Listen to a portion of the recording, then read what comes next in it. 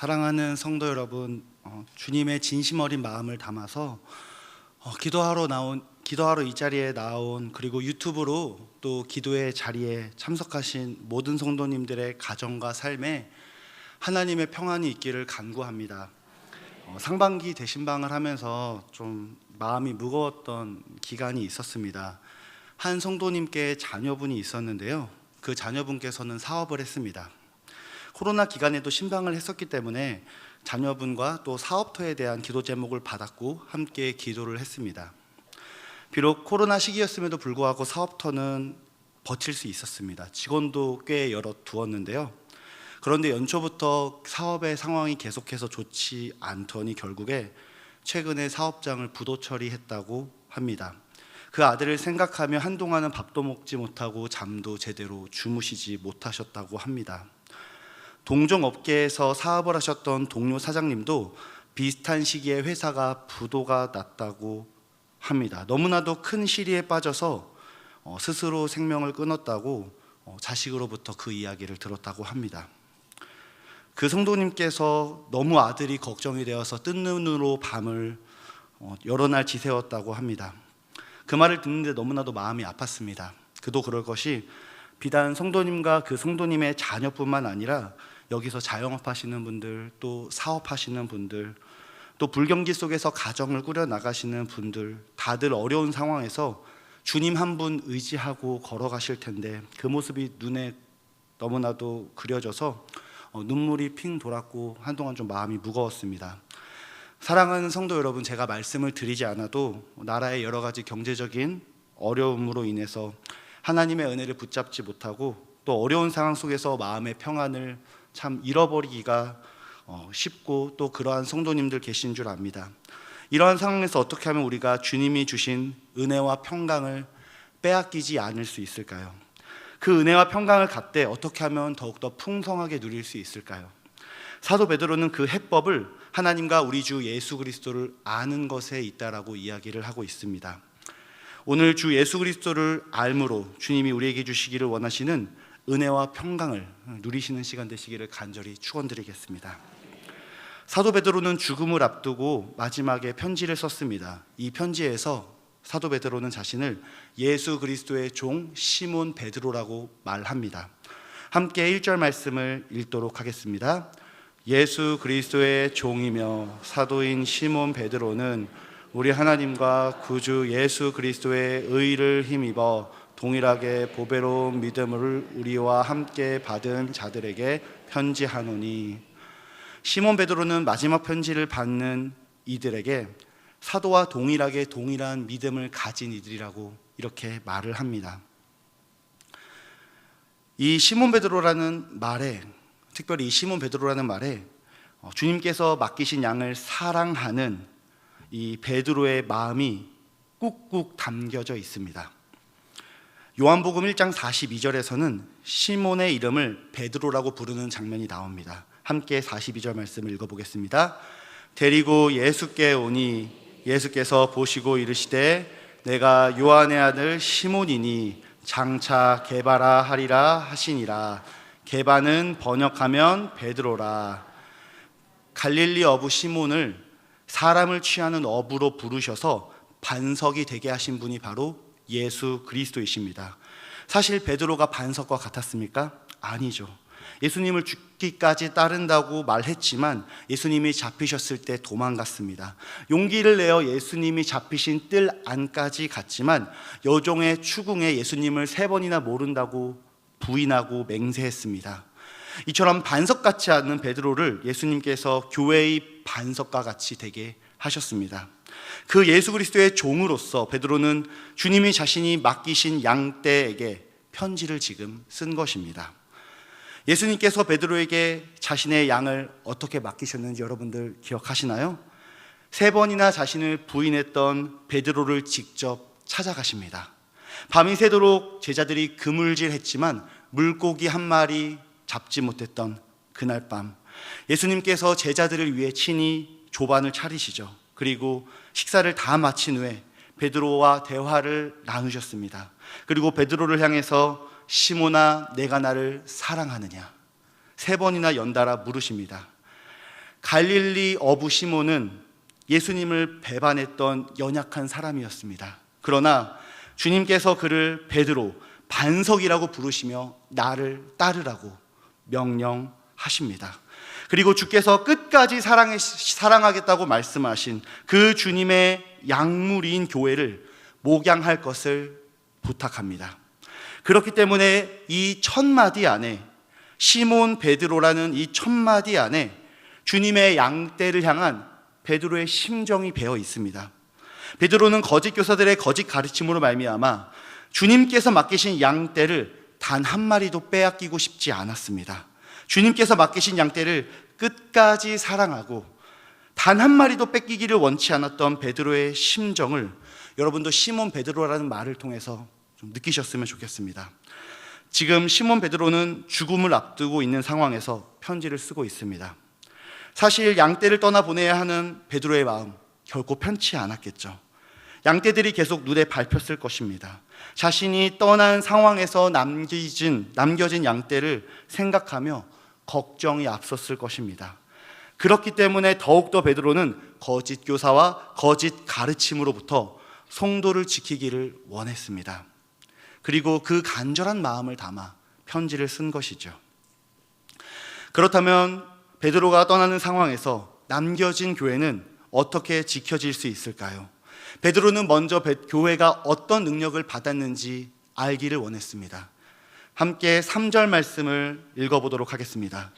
그의 신기한 능력으로 생명과 경건에 속한 모든 것을 우리에게 주셨으니 이는 자신의 영광과 덕으로서 우리를 부르신 이를 알므로 말미암음이라. 아멘. 베드로는 남겨진 교회에게 하나님께서 생명과 경건에 이르게 하는 그의 신적인 능력을 이미 주셨다고 말하고 있습니다. 베드로는 남겨진 교회가 이것을 알기를 원했습니다. 하나님은 더럽고 썩어지고 허무한 이 세상 속에서 거짓 교사들이 세상으로 성도를 끌어들이는 미혹하는 상황 속에서 교회에게 신적 능력을 주셨습니다.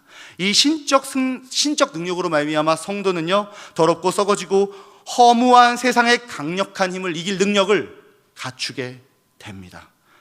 이 능력은 마치 씨앗과도 같습니다. 여러분들 한번 상상해 보세요. 상추 씨앗을 밭에 심으면 시간이 지나면 뭐가 나죠? 상추가 나죠. 양배추가 나지는 않습니다. 마찬가지입니다. 예수님을 믿는 자에게 이 신적인 능력이 심겨져 있다는 것이죠. 이 신적 능력이 심겨져 있기 때문에 성도는 하늘의 생명과 참된 경건에 이를 수가 있다는 것입니다. 그렇기 때문에 성도는 주님께서 주신 이 신적인 능력이 이미 자신에게 주어져 있다는 사실 위에 흔들림 없이 굳게 서 있어야 합니다. 그렇다고 여러분들, 주여 주시옵소서, 이번에 승진 앞두고 있는데 승진되게 해 주시옵소서, 주여 이번에 사업 실적 대박나게 해 주시옵소서, 주여 내가 가고 싶은 저 직장 가게 해 주시옵소서, 주여 내가 결혼하고 싶은 저 자매 제게 주시옵소서, 주여 제가 가고 싶은 저 학교, 저 하늘에 있는 저 학교 스카이 가게 해 주시옵소서. 이런 자신의 소원을 성취해달라는 목적으로 신적 능력을 구하는 것이 아닙니다. 이 신적인 능력을 구하는 것은요, 내가 하나님 나라 백성으로서 하나님 나라에 들어가기에 합당한 하늘의 생명을 구하는 것입니다. 또 그 나라에 살기에 합당한 참된 경건으로 내 자신을 채워달라고 간구하는 것입니다. 그리고 그렇게 간절하게 구할 때 누구도 방해할 수 없는, 누구도 뺏을 수 없는 이 하나님의 능력이 성도에게 이미 주어진다는 것입니다. 뿐만 아니라 이 신적인 능력으로 말미암아 작은 자나 큰 자나 모두 다 주님이 약속하신 생명과 경건에 이르게 됩니다. 이러한 신적인 능력이 주어져서 생명과 경건을 겸비한 성도들은요, 이제 세상을 이길 수가 있습니다. 거짓 가르침을 분별할 수가 있습니다.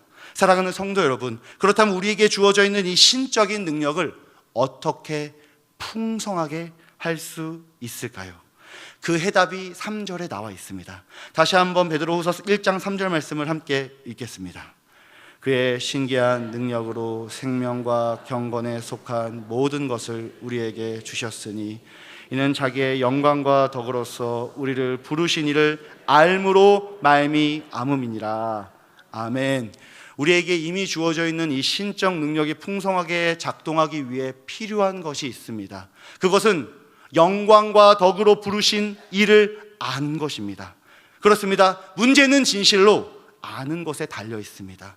아는 것. 사랑하는 성도 여러분, 아는 것이 무엇이죠? 여기서 아는 것은 단순한 사실, 단순한 지식적인 정보만을 습득하는 것을 말하지 않습니다. 여기서 마치 이런 것과 똑같죠. 이순신 장군이 1545년에 태어났다. 이순신 장군이 거북선을 만들었다. 이러한 역사적인 사실과 정보만을 습득하는 것을 아는 것으로 말하지 않습니다. 여기서 사용되는 알면요, 이것을 넘어서서 대상의 본질을 보고요, 체험하고요, 그 대상에 의해서 감정과 의지가 조종된다는, 감정과 의지가 그것을 따라간다는 것을 말합니다. 이것이 경험적 지식이고요, 인격적인 지식입니다. 그렇다면 우리에게 있어서 그 대상이 누구죠? 우리를 끝까지 사랑하시는 예수 그리스도이십니다. 사랑하는 성도 여러분, 여러분들은 이 알을 소유하고 계십니까? 하나님과 예수 그리스도에 대한 영적이고 인격적인 경험을 하셨습니까? 그리고 지금도 하고 계십니까? 성도 여러분들께서 예수님에 대한, 하나님에 대한 영적이고 인격적인 경험을 하셨다면 여러분은 지금까지 나 자신을 믿고 살아온 죄인이라고 고백했을 것입니다. 뿐만 아니라 주님 앞에 합당하지 못한 모든 죄악을 벗어버리고 주님을 아는, 주님을 알기 때문에, 주님을 사랑하기 때문에 그 주님께서 나를 다스리도록 나의 삶을 온전히 주님께 맡기실 것입니다. 예수 그리스도를 아는 지식이 여러분의 삶을 바꿔놓는다는 것이죠. 사랑하는 성도 여러분, 예수 그리스도를 알미, 신적인 능력을, 우리에게 이미 주어져 있는 신적인 능력을 풍성하게 합니다. 그리고 여러분에게 하늘의 생명과 경건의 능력을 갖추게 합니다. 이 생명이, 그리고 이 경건이 교회를 지켜 나간다는 것이죠. 그리고 하늘에 속한 생명과 참된 경건이 이제 성도에게 가져다 주는 것이 있습니다. 함께 베드로후서 1장 2절 말씀을 한번 읽어보도록 하겠습니다. 하나님과 우리 주 예수 그리스도를 알므로 은혜와 평강이 너희에게 더욱 많을지어다. 아멘. 하나님과 우리 주 예수 그리스도를 아는 것이 성도에게 은혜와 평강을 가져다 줍니다. 하나님과 그의 아들 예수 그리스도를 아는 지식이 우리의 삶에 하늘의 생명과 경건의 열매를 맺게 합니다. 그리고 하늘의 생명과 경건이 우리에게 하늘에 속해 있는 은혜와 평강을 가져와 줍니다. 그런데 사실 우리는요, 저도 마찬가지인데요, 은혜와 평강이 예수님을 알면서 비롯된다라고 사실 생각하지 못합니다. 왜 그렇죠? 다들 경험해 보셔서 아실 거예요. 사실 내 눈앞에 있는 문제가 해결될 때 은혜와 평강을 누릴 수 있다고 생각하죠. 해결되지 않았던 문제가 해결되면은 은혜와 평강을 누릴 수 있다고 생각합니다. 그러나 성경은 보다 더 근원적인 해답을 제시하죠. 바로 하나님과 주 예수 그리스도를 아는 것을 해답으로 제시합니다. 이 주가 어떠한 주죠? 시편 110편 1절 말씀 한번 읽어볼 수 있을까요? 네, 한번 읽어보도록 하겠습니다. 여호와께서 내 주에게 말씀하시기를 내가 내 원수들로 내 발판이 되게까지 너는 내 오른쪽에 앉아 있으라 하셨도다. 성경에서 말하는 주님은요, 시편 110편 1절 말씀에 근거합니다. 여호와께서 원수들을 발판에 앉게 하기까지 주님께서 여호와의 보좌 우편에 주님을 앉히십니다. 그 주님께서 바로 우리의 죄를 위해 죽으시고 부활하사 하늘에 승천하신 예수 그리스도이십니다. 하늘에 올라가서 주님께서 하늘의 보좌, 하나님 보좌 우편에 앉으셨다고 성경은 말하고 있습니다. 따라서 예수님은 부활하셨고 승천하셔서 하나님의 보좌 우편에 등극하여 앉으신 지극히 높으신 주님이십니다. 그 주님을 아는 일이 우리에게 충만한 은혜와 평강이 됩니다. 사랑하는 성도 여러분, 주님께서 승천하셔서 하나님 보좌 우편에 앉으셨을 때 혼자 앉으셨습니까? 아닙니다. 주와 연합한 모든 성도가 함께 앉았습니다. 이것이 팩트입니다. 복음은 이것을 견고하게 선언합니다.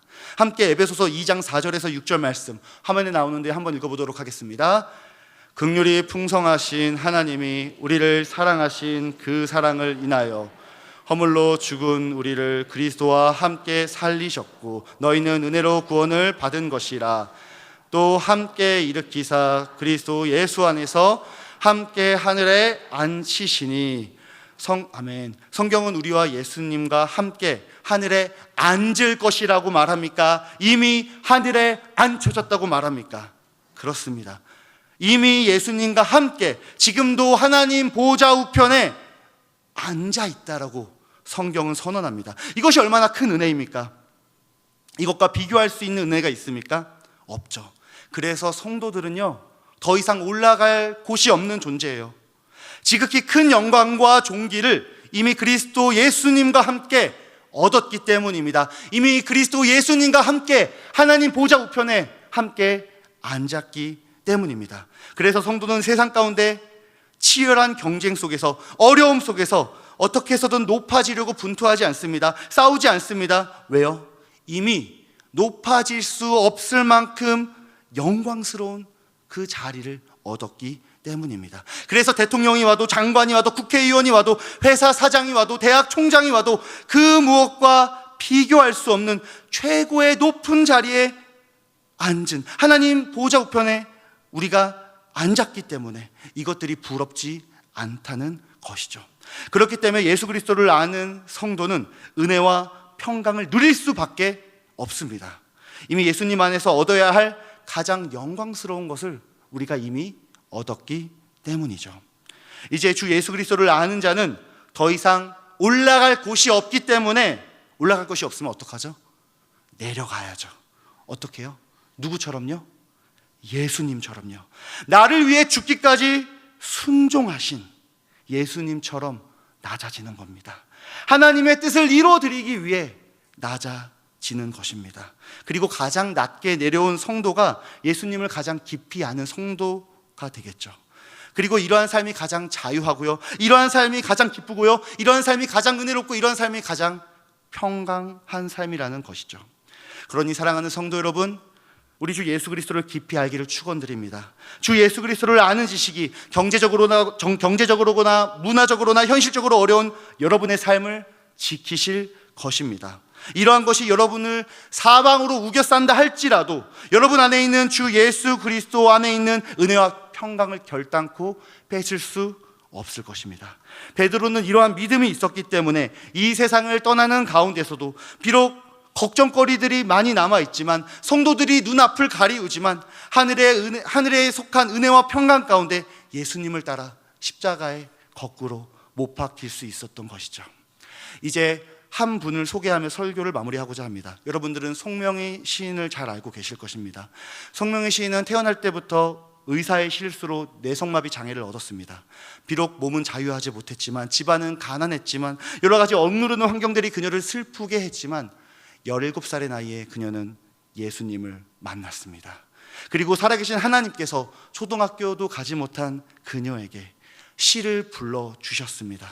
그리고 그녀는 시인으로서 많은 사람들에게 삶의 희망을 안겨줬고요, 믿음을 전할 수 있었습니다. 그녀가 한 인터뷰에서 이러한 은혜를 나눴는데요, 제가 잠시 읽어드리겠습니다. 아픈 것도 감사합니다. 아파서 돈에 대한 욕심이 더 없어져 주변을 더 돌볼 수 있게 하시니 감사합니다. 병이 길고 깊으면 살고 싶은 생각보다 죽음이 두렵지 않아 감사합니다. 삶에 애착이 없어서 비굴하지 않아 감사합니다. 마음이 세상에 없으니 세상보다 천국을 보고 땅에 연연하기보다 하늘 볼 수 있어 감사합니다. 하나님만 의지하고 있습니다. 나면서부터 의사들이 죽는다고 하는 말을 수십 번 들어도 별로 생각 안 하고 있습니다. 내가 병원 있고 살았다면 벌써 세상에 없었을 것입니다. 살면 기회고 죽으면 천국이라 감사합니다. 아멘. 사랑하는 성도 여러분, 이것이 하나님과 주 예수 그리스도를 아는 자에게 주시는 하늘의 은혜와 평강입니다. 세상 그 어떤 것도 우리를 주 예수 그리스도 안에 있는 하나님의 사랑과 하나님의 은혜와 평강에서 결코 끊을 수 없습니다. 이 확신을 가지고서 이 시간 찬양하며 기도하기를 원합니다. 나에게 남이 없는 놀라운 주 예수 그리스도를 알게 하신 하나님께 더욱더 주님을 깊이 알게 해달라고 이 시간 같이 함께 기도하면서 찬양하면서 기도의 자리로 나아가도록 하겠습니다.